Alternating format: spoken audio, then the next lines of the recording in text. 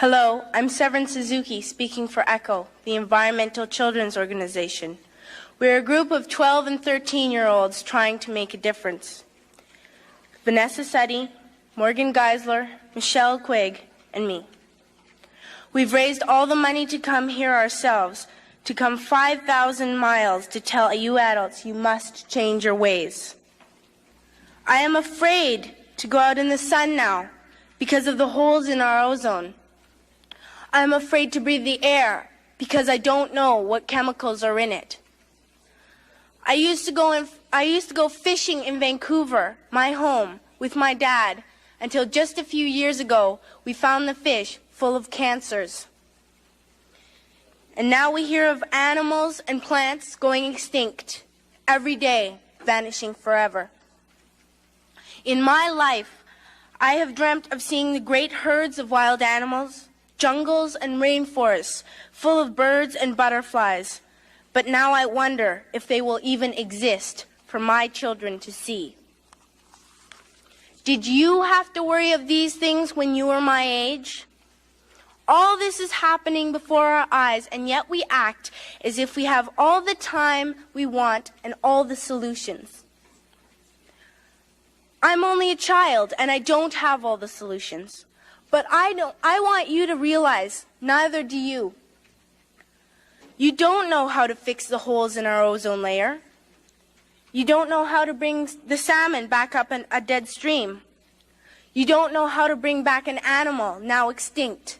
And you can't bring back the forest that once grew where there is now a desert. If you don't know how to fix it, please stop breaking it.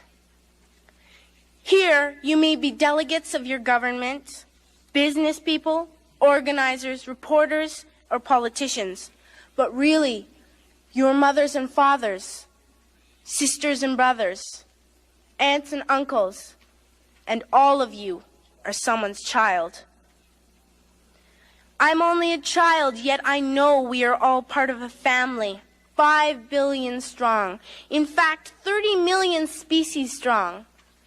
And borders and governments will never change that.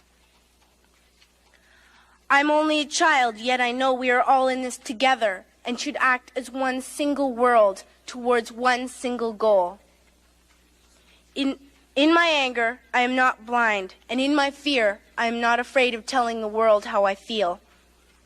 In my country, we make so much waste. We buy and throw away, buy and throw away, buy and throw away, and yet northern countries will not share with the needy. Even when we have more than enough, we are afraid to share. We are afraid to let go of some of our wealth.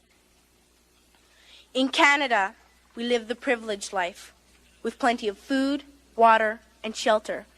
We have watches, bicycles, computers, and television sets. The list could go on for 2 days. 2 days ago, here in Brazil, we were shocked when we spent time with some children living on the streets. This is what one child told us. I wish I was rich. And if I were, I would give all the street children food, clothes, medicines, shelter, and love and affection. If a child on the streets who has nothing is willing to share, why are we who have everything still so greedy? I can't stop thinking that these are children my own age, that it makes a tremendous difference where you are born. That I could be one of those children living in the favelas of Rio. I could be a child starving in Somalia, or a victim of war in the Middle East, or a beggar in India. I am only a child, yet I know if all the money spent on war was spent on finding environmental answers, ending poverty, and finding treaties, what a wonderful place this earth would be. At school, even in kindergarten, you teach us how to behave in the world. You teach us not to fight with others, to work things out, to respect others, to clean up our mess, not to hurt other creatures, to share, not be greedy. then why do you go out and do the things you tell us not to do? Do not forget why you are attending these conferences, who you're doing this for. We are your own children. You are deciding what kind of a world we are growing up in. Parents should be able to comfort their children by saying, everything's going to be all right. It's not the end of the world, and we're doing the best we can. But I don't think you can say that to us anymore. Are we even on your list of priorities? My dad always says, you are what you do, not what you say. Well, what you do makes me cry at night. You grown-ups say you love us, but I challenge you, please, make your actions reflect your words. Thank you. I am here in Rio after 20 years, and it is quite an experience coming back here when the world has once again descended on this beautiful city to come together and discuss how we are going to turn the tide towards a way of life that will actually carry us through. Everyone wants to know what has happened in the last 20 years. How far have we come? Have we made progress? I'm sure some of you saw the paper that came out in the academic journal Nature last week. Scientists from around the world came together to produce a report saying that we are potentially forcing a state shift in our planet's biosphere.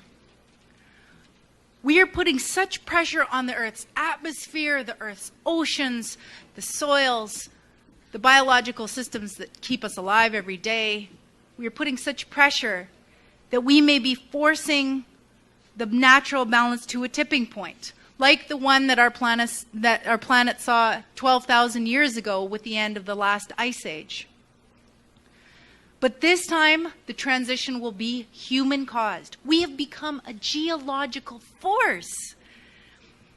And it will be orders of magnitude faster than the 1,000-year transition that happened last time. This transition, the scientists say, and the new stable eco-state will not be comfortable for humans.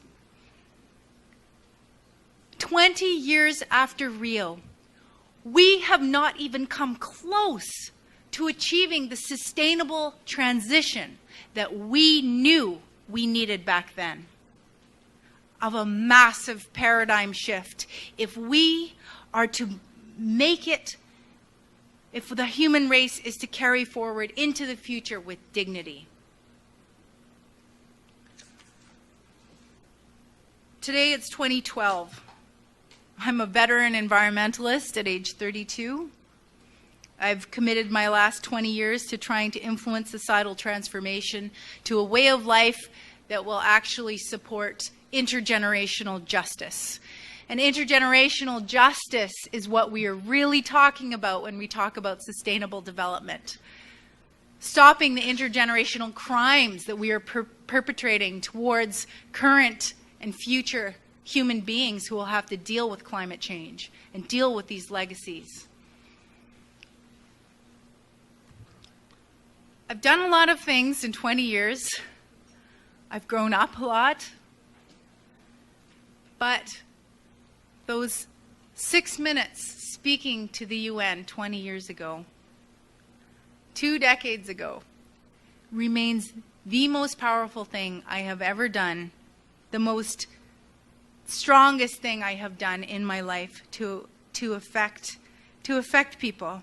Since then, I have received letters from people around the world who can't even express how moved they were. Years later, the internet was invented, YouTube, and the video somehow found its way onto YouTube and has gone around the world and has experienced a rebirth. Why?